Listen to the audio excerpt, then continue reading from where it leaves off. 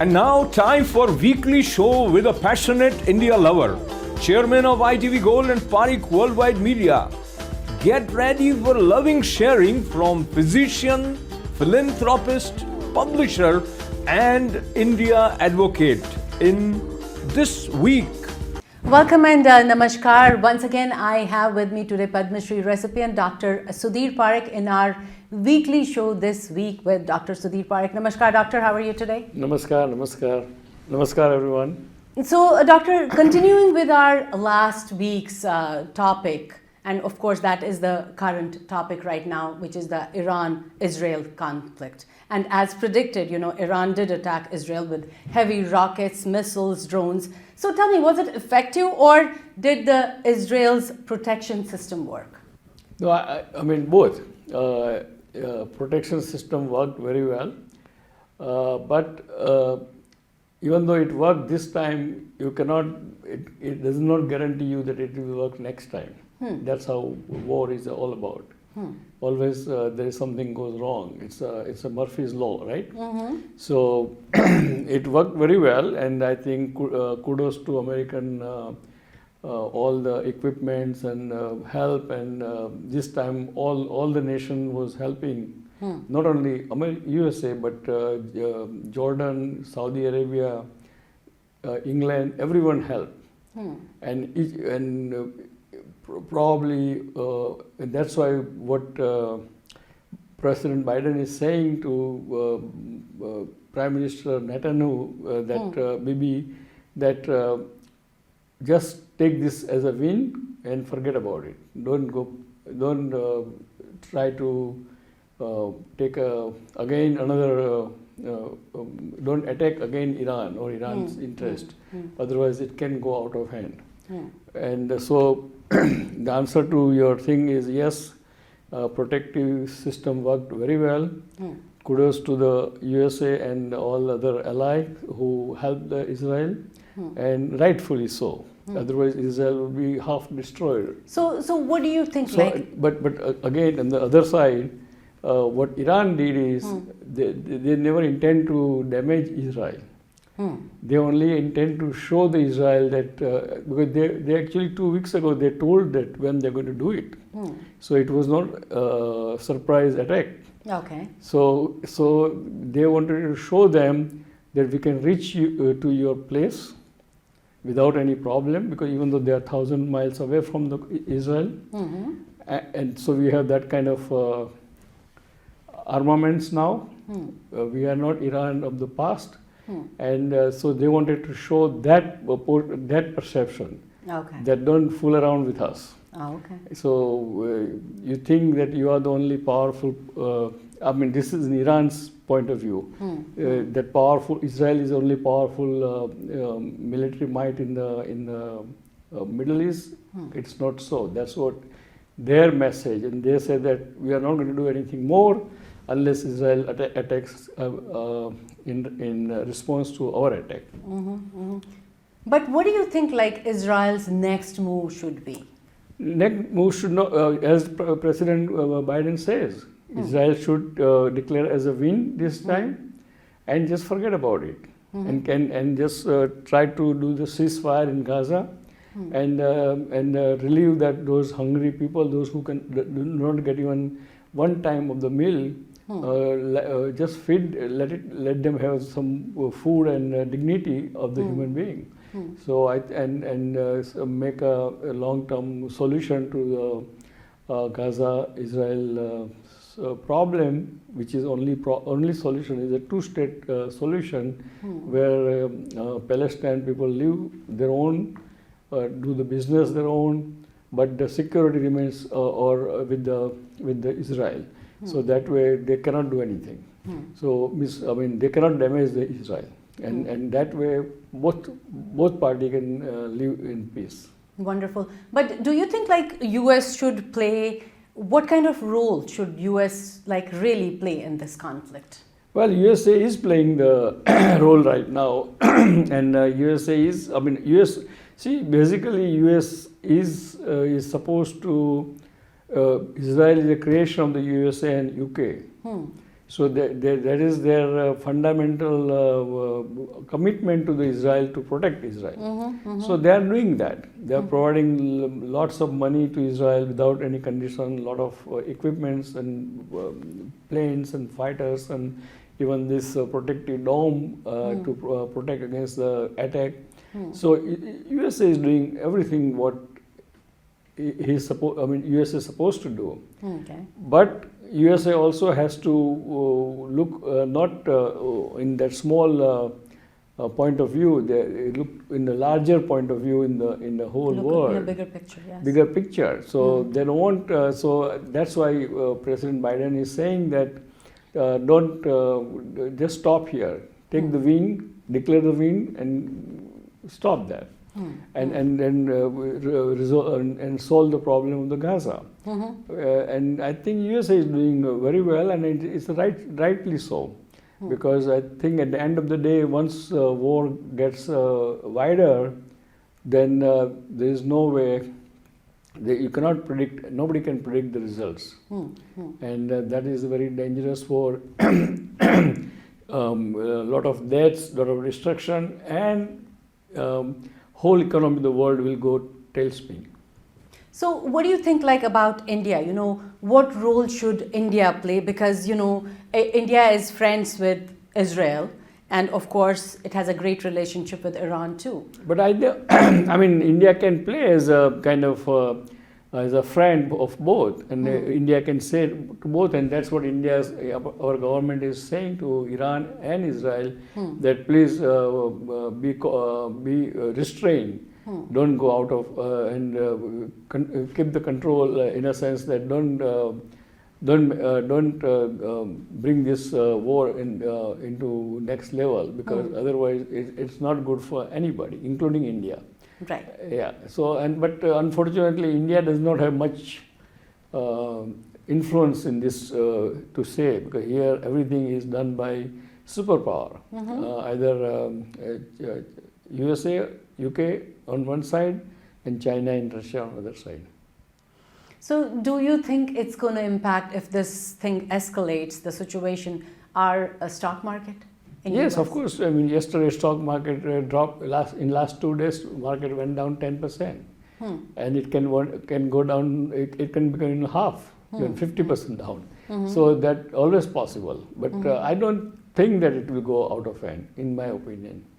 Always cool head prevails, and even USA, President Biden says that we'll protect you to Israel. We protect you, but if you try to attack Iran again, then we will not be part of it. Okay. So let's talk about India. Election time is there. So can we just have your quick high level kind of reaction to the BJP's election manifesto? I think BJP's election manifesto called Sankalp. It's a great manifesto. Has a lot of good things, and we know that BJP has done very good thing in last 10 years. And I think, in my personal opinion, BJP will win, will have majority. At least will have at least 280 to 300 seats. And with the clear majority, and that's what Prime Minister Modi will come back third time. So do you think does it truly reflect Modi ki guarantee, and of course does it have the vision to make India a developed nation by 2047? Well, yes, it's a good always is a good to think big. And good to look at the big vision, and so that way I think it's good. But there's no way to say, because to say something 20 years down the road, it's not easy, right? Because there are a lot of things can happen between now and then. But I think it's safe to say that since India is a very young country, growing economy, people are more well educated. And so the chances of India to get to that level, as Prime Minister is saying, it can be true.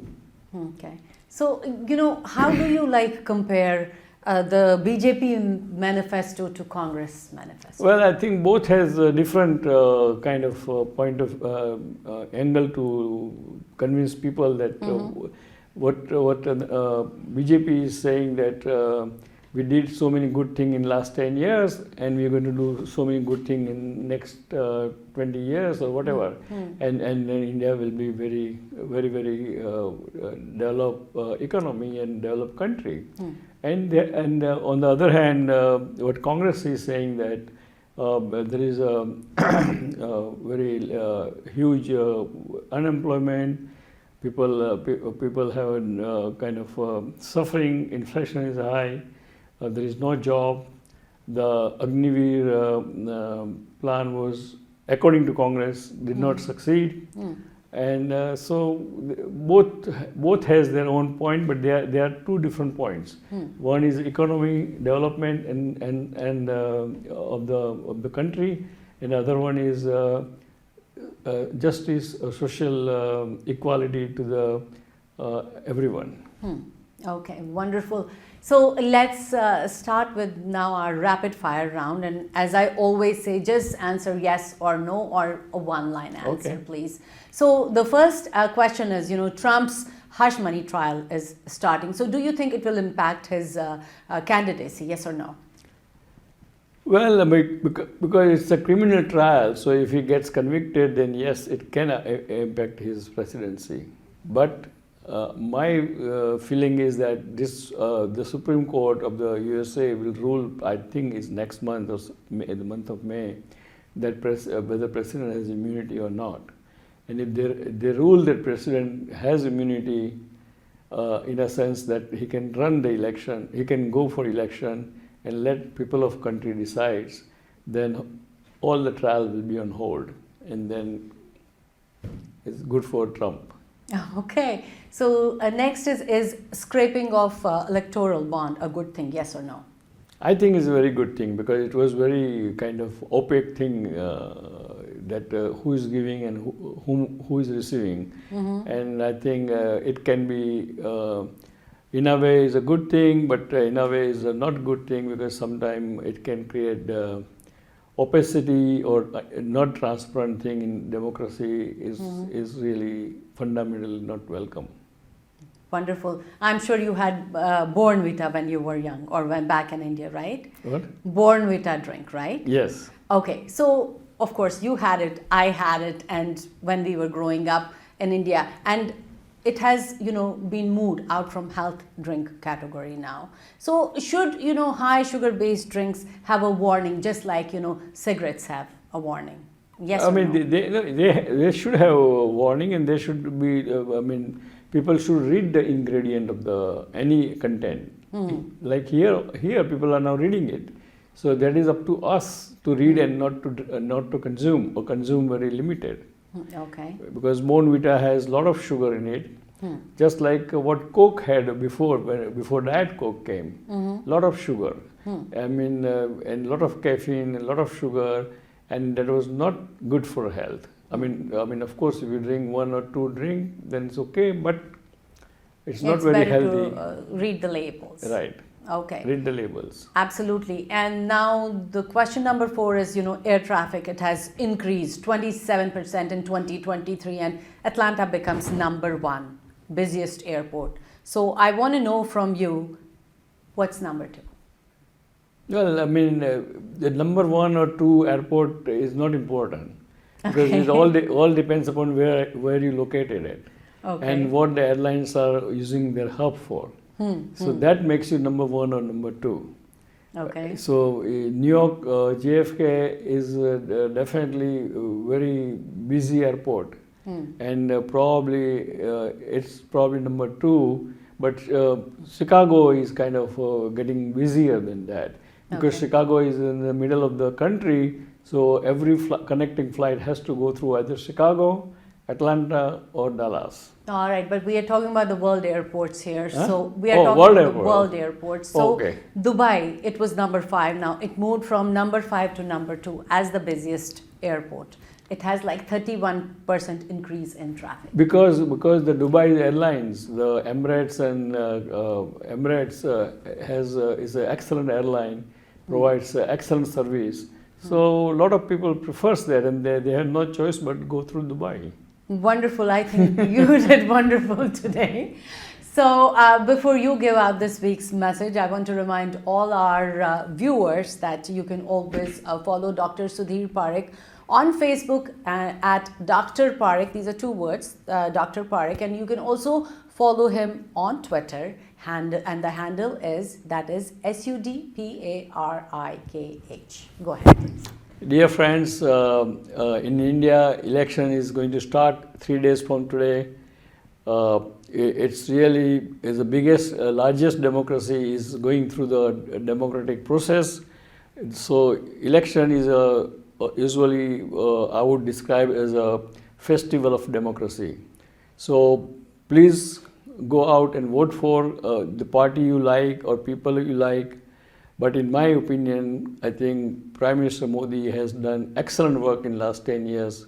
So I would urge to call your friends, those who are in India, or call your family members and try to convince them to vote for BJP. And let's see, hopefully Prime Minister Narendra Modi comes third time, and that might be good for India. After saying that, I would like to say goodbye, and we'll see you next week.